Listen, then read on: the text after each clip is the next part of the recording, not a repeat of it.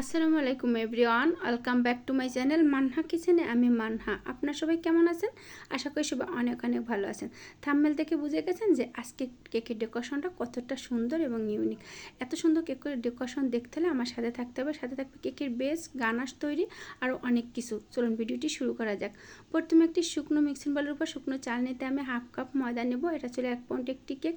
Half cup ময়দা থেকে 1 table চামচ ময়দা আমি তুলে নিলাম। তার পরিবর্তে 1 টেবিল চামচ কর্নফ্লাওয়ার দিয়ে দেবো, হাফ চা চামচ বেকিং পাউডার, 1 চিমটি লবণ। এবার সমস্ত শুকনো উপকরণগুলো আমি সুন্দরভাবে চেলে নেব। চেলে নেওয়ার পরে আরও একবার থেকে 2বার আমি চেলে তারপরে একটি স্প্যাচুলা দিয়ে নেড়েছে ঢেকে রেখে দেবো। আজকে কেকের জন্য আমি 3টে ডিম নেবো। আমি 1 পাউন্ডের জন্য 3টে ডিম ব্যবহার করব। 3টে ডিমের কুসুম আলাদা করে সাদা অংশ ভেতরে দিয়ে দেবো হাফ কাপ চিনি। হাফ কাপ চিনি আমি একবারে দেবো না, একটু একটু দেবো আর একটু একটু করে বিট করতে থাকবো। এভাবে বিট করতে করতে এক পর্যায়ে দেখা যাবে যে ডিমের ব্যাটারটা একদম ক্রিমি ক্রিমি হয়ে গেছে আর কালার চেঞ্জ হয়ে গেছে। একটি স্প্যাচুলা দিয়ে নেড়েছে চারপাশেরটা মাঝখানে এনে দেবো।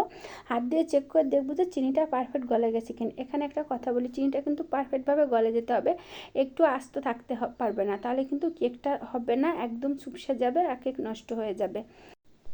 আর এখন আমি মিডিয়াম স্পিডে বিট করতে থাকবো। সো এরকম বিট করতে করতে কিন্তু আমার চিনিটা একদম গলে যাবে। তারপর আবারও একটি স্প্যাচুলা দিয়ে নেড়ে চেড়ে চারপাশেরটা মাঝখানে এনে চেক করে দেখবো। এবারে আমার চিনিটা পারফেক্টভাবে গলে গেছে। এবার কুসুম দিয়ে দেবো। কুসুম দিয়ে আমি সুন্দরভাবে আবারও বিট করে নেব।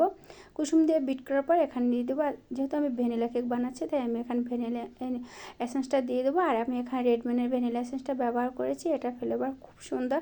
আপনারা সবসময় চেষ্টা করবেন রেডম্যানের ভ্যানিলা এসেন্সটা ইউজ করার। ভ্যানিলা এসেন্স দিলাম হাফ চা চামচ, দিয়ে আমি আবারও বিট করে নেব। ভ্যানিলা এসেন্স দিয়ে বিট করার পরে এখন দিয়ে দেবো আমি 1 টেবিল চামচ তেল। যে তেলটা আমরা সবসময় ইউজ করে থাকি রান্নার জন্য, সেই তেল আমি এখানে 1 টেবিল চামচ দিয়ে দেবো। আর তেল না দিলেও চলবে, আমি সবসময় একটু দিই। তারপরে আমার মাটনটা একদম রেডি। এবারে স্প্যাচুলা দিয়ে নেড়ে চেড়ে শুকনো উপকরণগুলো এখানে আমি 2 ভাগে চেলে দিব। আমি আবারও চেলে দিব। চেলে দিয়ে একটি হ্যান্ড উইচ দিয়ে সুন্দরভাবে মিশিয়ে নেব। আর চেষ্টা করবেন খুব ধীরে ধীরে আর একদম আস্তে আস্তে কাজটি করার, আর খুব সাবধানে ধৈর্য ধরে একদিকে করবেন, আড়াআড়ি বা এলোপাতাড়িভাবে নাড়াচাড়া যাবে না, একদিকে এটাকে আস্তে আস্তে করে ফোল্ডিং করতে হবে। আর এত ধীরে ধীরে করবেন আপনার হাতও টের পাবে না যে আপনি কাজ করতেছেন। দুবারে আমি শুকনো উপকরণগুলো মিশিয়ে দিলাম। এবারে একটু লিকুইড দুধ দিয়ে দেবো। লিকুইড দুধটা দিলে আমার কাছে মনে হয় কেকটা আরও বেশি সফট, স্পঞ্জ এবং খেতেও অনেক দারুণ মজা হয়। আমার শুকনো উপকরণগুলো মেশানো শেষ। আর এটাকে বেশি নাড়াচাড়া যাবে না, তাহলে ডিমের ফোমটা নষ্ট একদম বসে যাবে। আর বসে গেলে কিন্তু আপনার এই ব্যাটারটা দিয়ে আপনি আর ভালো কেকের আশা করতে পারবেন না। এবারে আমি 7 ইঞ্চি একটি মোল্ড নিলাম। আমি সবসময় 1 পাউন্ডের জন্য 7 ইঞ্চি মোল্ড ব্যবহার করে থাকি। ভিতরে তেল ব্রাশ করে কাগজ দিয়ে উপর থেকে ব্যাটারটা ঢেলে দিয়ে কাঠি দিয়ে নেড়ে চেড়ে আমি 160 ডিগ্রি সেলসিয়াসে 5 মিনিটের জন্য প্রিহিট করে নেব। আর 30 মিনিটের জন্য এটাকে বেক হতে দেবো। বেক হওয়ার পরে আমি 5 মিনিট ওভেন বন্ধ হওয়ার পরে ভিতরে রেখেছিলাম ওভেনের ভিতরে। তারপর বের করে কাঠি দিয়ে চেক করে দেখবো যে কাঠিটা ক্লিন চলে আসছে কিনা। চলে আসলে পারফেক্ট হয়ে গেছে। এবার রেফিন পেপার মুড়ে আমি রেখে দেবো ঠান্ডা হওয়া পর্যন্ত।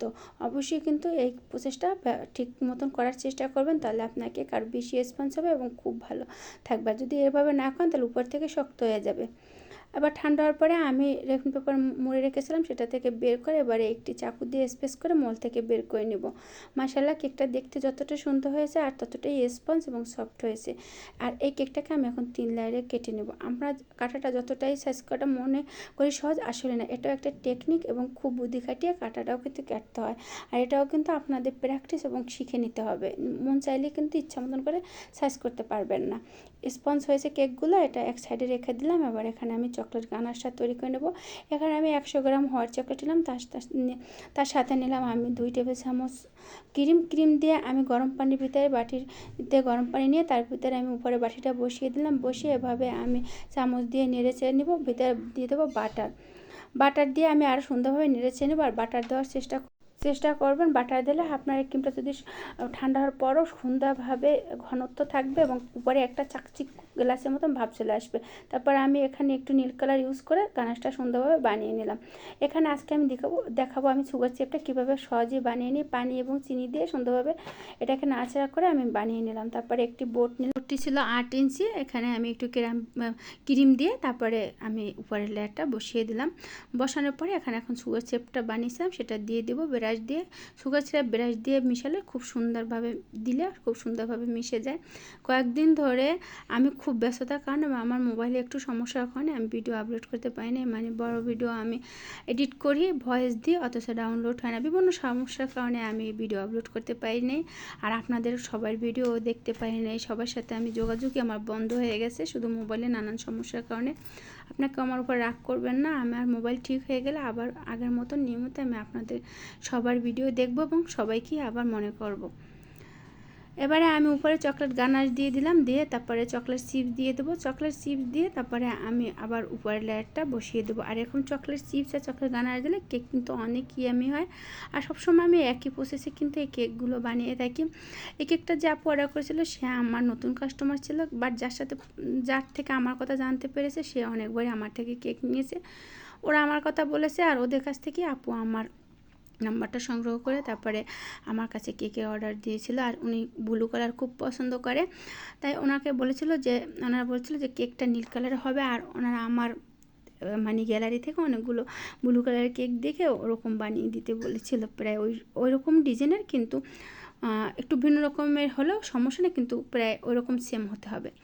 তারপরে আপু এই কেকটা নিয়ে আমাকে এত ভালো রিভিউ দিয়েছিল, বলছিল এত মজা হয়েছে। যারা অনুষ্ঠানে এসেছিলো সবাই খুব প্রশংসা করছে, আর মানে তারা বাসায় কেউ খেতে পায়নি কেকটা। তারপরে ওনারা আমার কাছ থেকে একটা বেন্টু কেকের অর্ডার দেয়, সেটাও ব্লু কালারের ছিল। তারপর একদম উপর লেয়ার বসিয়ে দিয়ে সুগার সিরাপ দিয়ে অল্প ক্রিম দিয়ে আমি ক্রাম পুটিন করে ফ্রিজে রেখে দেবো। আর অবশ্যই ক্রাম পুটিন করে 15 থেকে 20 বা আধা ঘন্টা আপনি যদি এই কেকটা ফ্রিজে রাখতে পারেন তাহলে খুব সুন্দরভাবে সেট হয়ে যাবে, আর খুব সুন্দরভাবে আপনার এটা বসে যাবে। বসে গেলে এই কেকটা তখন কিন্তু আপনার খুব সুন্দরভাবে আপনি এটাকে আইসিং বা ফিনিশিংয়ের কাজ করতে পারবেন, তখন আর কোনো সমস্যা হবে না। আর তাই আমি অল্প ক্রিম দিয়ে ক্রাম পুটিন করে কিছুক্ষণের জন্য ফ্রিজে রেখে দেবো। সো আমার অনেকক্ষণ ধরেই আমি ফ্রিজে রেখেছিলাম, তারপরে আমি বেশি ক্রিম দিয়ে এবারে এটাকে আইসিংয়ের কাজ করব। আর যখন আমি আইসিংয়ের কাজ করি তখন কিন্তু আমি প্যান্টল্যাপ দিয়ে বেশিরভাগ করি, কারণ আমি পাইপিং ব্যাগের ভিতরে এটা ভরি না, কারণ পাইপিং ব্যাগের ভিতরে বললে আমার কাছে না অনেক ভেজাল মনে হয়। সুন্দরভাবে অল্প অল্প ক্রিম আমি প্যান্টল্যাপে নিয়ে তারপর চারপাশে দিয়ে খুব কয়েকবার টান দিলে আমার খুব সুন্দর ফিনিশিং চলে আসে। আর ক্রিম যদি স্মুথভাবে সেট হয় তাহলে আপনার এই কেক দিয়ে কেক ডেকোরেশন খুব সুন্দরভাবে এবং অনেক সুন্দর ফিনিশিং চলে আসে।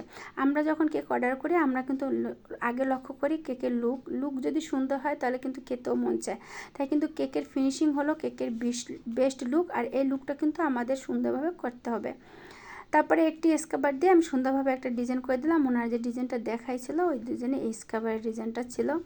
উপরটাও প্ল্যান করে নিলাম। আমার ভিডিওটি ভালো লেগে থাকলে লাইক দিয়ে কন্টিনিউ করবেন এবং আপনার মূল্যবান একটি কমেন্ট করতে কিন্তু ভুলবেন না। সাবস্ক্রাইব করে পাশে থাকবেন, অল বাটনে ক্লিক করে রাখবেন যাতে আমি ভিডিও আপলোড করার সাথে সাথে আপনারা পেয়ে যান, আপনাদের সময় মতন দেখে নিতে পারেন। যে চকলেট গানাশটা তৈরি করে রেখেছিলাম এটা একদম ঠান্ডা হয়ে গেছে এবং আমি মানে একদম ফিনিশিং করে তারপরে কিন্তু কমপক্ষে 20 মিনিট ফ্রিজে রেখে ঠান্ডা বানিয়ে তারপর উপরে আপনার চকলেট গানাশটা দিয়ে দেবো। চকলেট গানাশটা দিয়ে আমি এরকম কয়েকবার একটু প্যান্টল্যাপ দিয়ে টান দিলেই খুব সুন্দরভাবে এটা সেট হয়ে যাবে। আর ডরগুলো দেখতে কিন্তু অনেক সুন্দর লাগতেছে। তারপরে এখন এটার আমি একটি একদম সিম্পল ডিজাইন করব, আর এটা ছিল একটি স্টার নজেল দিয়ে আমি খুব সুন্দরভাবে কিছু ফলোয়ার করে নিলাম। আমি এখানে হোয়াইট আর ব্লু কালারের ক্রিম একটা পাইপিং ব্যাগে ভরে নিয়েছিলাম, তারপরে এরকম সুন্দর করে আমি ওইটা দিয়ে কিছু রোজ করে দিলাম। এই ডিজাইনটা একদম ইজি আর খুব সুন্দর। তারপরে নিচে আমি ছোট্ট একটি স্টার নজেল দিয়ে নিচের বটারটা দিয়ে দিলাম, আর এই বটারটা আমার কাছে খুবই পার্সোনালভাবে ভালো লাগে, একদম নিউ একটা বটার। তারপরে উপরটাও আমি সুন্দরভাবে একটা ছোটো ওই যে এটা দিয়ে আমি নিচে কভার বটার দিয়েছি ওইটা দিয়ে আমি কয়েকটা রোজের উপর দিয়ে দিলাম। আর এই ফুলটা কিন্তু খুব সুন্দর লাগতেছিল আর ইউনিক লাগতেছিল। এখন আমি নামটা লিখে দেবো, এখানে লিখবো হ্যাপি বার্থডে জায়ান।